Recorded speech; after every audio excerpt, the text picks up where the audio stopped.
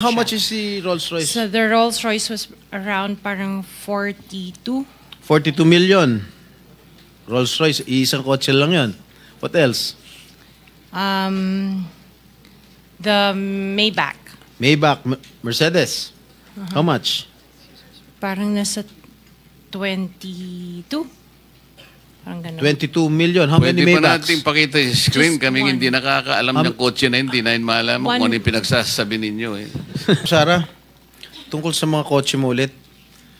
Sinabi mo kasi sa interview mo na 4 na po yung kotse mo. Na luxury cars. E ngayon, inamin mo 28 lang. Ano nangyari sa 28 po yung luxury cars. Okay. Pero may service cars kasi kami na under the name of the company po. Alright. Doon sa 28 luxury cars, ano yan? Rolls Royce? What else? Okay. Isa-isa natin. Magkano Rolls Royce? Kano bili mo sa Rolls Royce? I am not familiar. Oh, come kung ano on. yun. Oh, come Nasa on. ano yata. Bumili ka na napakamahal na kotse, di mo alam kung magkano mo binili. No, I know the price. Oh, yeah. Tell us, Pero tell us. ano, we did not buy this on a cash basis. Parang installment na how siya. much is the Rolls Royce? So the Rolls Royce was around parang 42. 42 million. Rolls Royce, isang kotse lang yun. What else? The Maybach. Maybach, Mercedes. How much? Parang nasa 22. Parang ganun. 22 million. How Pwede many pa Maybachs? natin pakita yung screen. Just Kaming one. hindi nakakaalam ng kotse na hindi na malaman kung ano yung pinagsasabi ninyo. Eh. Kayo siguro nagkakaintindihan kayo pero kami ni Senator Erwin hindi kami masyadong para malaman namin ano ba itsura ng pinag-uusapan Maybach natin. is Mercedes, right? Oh, ilan ang Maybach mo? Meron bang Isa lang po. Oh, ano pa? Yung Bentley, Bentley. Wow, magkano yung Bentley mo? 20. You purchased this brand new, all brand new. Yes po. All right. Ilang Bentley? Isa lang po. Oh, what else? Yung G63. What is that? G63. G63, ano yun? Benz. Benz? G63? Is that a sports car? Hindi po. G-Wagon. Wagon. G-Wagon. Oh, how much is it? Parang nasa 20 din yata. Huh? 20 din yata. 20 million. One vehicle only? Oh, what else? Yung Cadillac po. What kind of Cadillac? Yung SUV. Escalade? Yes. Oh, magkano? Parang yan. Mga 11 yata po yun. Bulletproof? No. Isa lang. One white, one black. Oh, dalawa. Both at 11 million each. Yung isa 8. Yung black. Long wheelbase? Yes po. What else? Yung GMC. What is this GMC? SUV Denali. rin to? Yes po. Oh, how many? Dalawa. Dalawa rin. How much each? Parang nasa 11 din yata siya. 11 million each. What else? Yung Suburban. Suburban. Ilan? Isa lang po. Pero I bought that here. Local. Bakit itong mga sinasabi mo? Sabi mo, binili mo sa local dealer dito. Oo, local dealer. Oh. Ay, ibig sabihin, importer. Pero this one sa casa binili yung Suburban po. Oh, magkano? Parang nasa 3 lang yata siya nun. 3 million? Oo. Brand new? Second hand? Binili mo? Second hand? Tapos lahat itong mga luxury cars mo, yung mga Rolls Royce, Maybach, Bentley, Escalade, G63, pare brand new. Apa. Bakit bumili ka na second hand Suburban? Ano na siya yung lumang model? Hindi siya Yeah. yung brand new model. Kaya nga, bakit ka bumili na second hand? Kasi yun lang yung Samantalang lahat available. mga Kasi that was mamahalin the na- time, at that time it was pandemic. So that was the time na yun lang ang available nilang When did you unit. acquire all these luxury cars? All at the same year? No po. When? Since 2022, 21. 2022. May 2021 pa po. 2021. So, ilang beses ka bumili ng kotse sa isang taon? Minsan sa isang taon, isa. Or kaya minsan 3 yung iba. Luxury. Opo. Kailan ka natuwa roon sa payong ng Rolls Royce? Last year lang po. Last year mo lang na-purchase. Yes po. Yung payong. Dahil sa payong, bumili mo, ha? Alright. Oh, bukod sa mga nabanggit mo mga luxury cars, ano pa? Yung mga SUV ng mga engineers ko. Hindi, ilan lang to? 3, 4, 6, 8. I can't remember all at the top Ah, of sa my dami. head. Oo. Sa dami. Apa. So, dun sa 28 na pinurchase mong mga luxury cars, ilang taon mo binuno yun? Yung iba, You started purchasing these luxury cars on what year?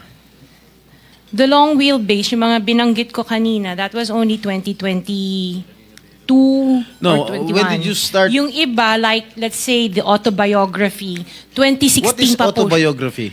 Ano yan, Range Rover. Oh, may Range Rover ka pa 2016. pala, hindi mo sinasabi sa akin. Oh, Range 2016 pa po siya. Rover. Ilan? Just the one autobiography and then What the Defender. autobiography? Ito ba yung Range Rover? Range Hindi. Rover pa. Oh, okay, how much did you purchase? 16. 16 million. 2016 pa po yun. Ilan? Isa lang po siya. What else aside from Range Rover? Sabihin mo. Defender.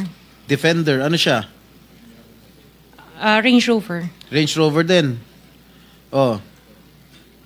Ilan? Isa lang po. Magkano? Nasa parang 7 yata yun. 7 million? Aha. Ano pa? The Evoque. Ano? Evoque. What is Evoque? Range Rover. Range Rover pa rin. Oh, marami ka pala Range Rover. Oh. Evoque.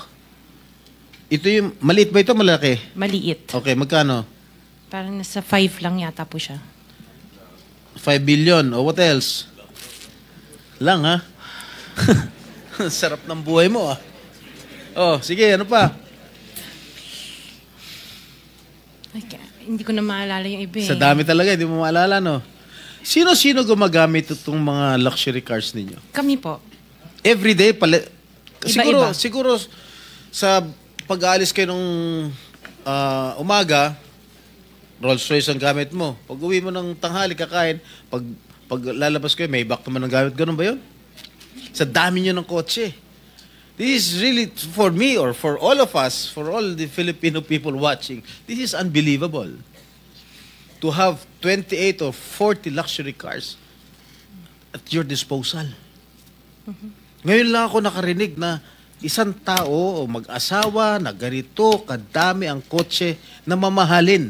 Hindi na bali yung mga Fortuner, okay lang. Pero kayo, Rolls-Royce, Maybach, Mercedes-Benz, Bentley, Escalade, Range Rover, ilan? GMC, Suburban, G63, di ko na nga naintindihan yan eh. Tapos pera ng gobyerno.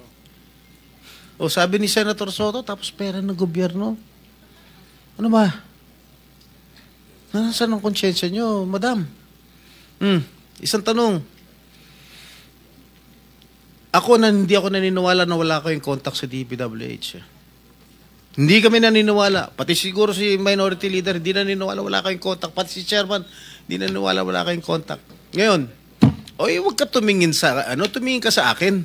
Wala naman nagtatanong dyan. Sino ba tinitignan mo dyan? Oh, magkano binibigay mong porsyento o advance sa mga tiga DPWH para mabigyan ka ng proyekto? Wala po ako binibigyan sa DPWH po. Baka may ipakita ako sulat sa'yo. Mamin ka na. Wala po ako talagang... Kasi hindi po ako nakikipag-transact with the DPWH. At the end of the day, pag nagsinungaling ka, ipapakita ko yung sulat. Mino mo. Di ba umabot hanggang 40%? Wala po ako... Sa DPWH, wala po akong Sige. kausap talaga. Sige, I will take your word for it. Pagka meron ako nilabas sa'yo mamaya, okay? Mag-isip-isip ka. Hindi ako nagbibiro. Mrs. Descaya, meron bang pagkakataon yung siyam na pag-aari mo ng construction company, meron bang pagkakataon na sila naglalaban sa isang bidding, sa isang kontrata? Hindi po. Sigurado ka? Pag makakuha ako ng record sa DPWH na si St. Timothy, si St. Gerard, si Alpha Phi Omega, sino pa? Si Alpha and Omega and St. Gerard, hindi po sila nagsasali sa isang bidding. Pero Okay yung nga. ibang licenses, magkakasama sila minsan. And then, so minsan naglalaban-laban yung Siyam. Yes po. Oh, so that is not a legitimate bidding. Dahil yung Siyam na yon na naglalaban-laban sa isang award sa isang kontrata, iisa lang ang may-ari. So kahit sino doon, kahit sinong manalo doon sa bidding na yon, ikaw ang panalo. Dahil sa'yo lahat yun eh. Correct? Tama? Hindi po, kasi iba yung may-ari ng mga companies. Oh, sus. Kasi sabi I'm mo just lang concerned with Alpha and Miss Omega. Diskaya, Opo. kanina, sinabi mo Alpha Phi Omega lang ang sa'yo. Opo. Nung tinanong kita ulit, inunumerate ko lahat yung Siyam na korporasyon, inamin mo sa'yo lahat yun. Oh, di ba? The records will bear me out. Opo. Oh, ngayon, ang tinatanong ko sa'yo, yung bang Siyam na korporasyon na yon, Panglimang tanong na. naglalaban-laban ba sa bidding yan? Panglimang Yes tanong po. na yan eh. Sabi mo kanina, last question. Hindi ba sumagot? Ay, sumagot. Oh. Hindi, sigutin Yes mo. po. Opo, sumagot ako. Oh, Opo. naglalaban-laban. Opo. So pag Sinagot ko. naglalaban-laban yung Siyam na korporasyon sa isang kontrata, at kung sino manalo ron, kahit isa sa Siyam na manalo, sa'yo pa rin yun, ikaw pa rin ang panalo. Correct? Opo. Oh. Senator Erwin, Ang tanong ang... very brief lang, ma'am. Baka Opo, tayo ang sagot panahon, po, ha? ang sagot po dyan, Senate Pro Temp, nagbibiding-bidingan. Anyway,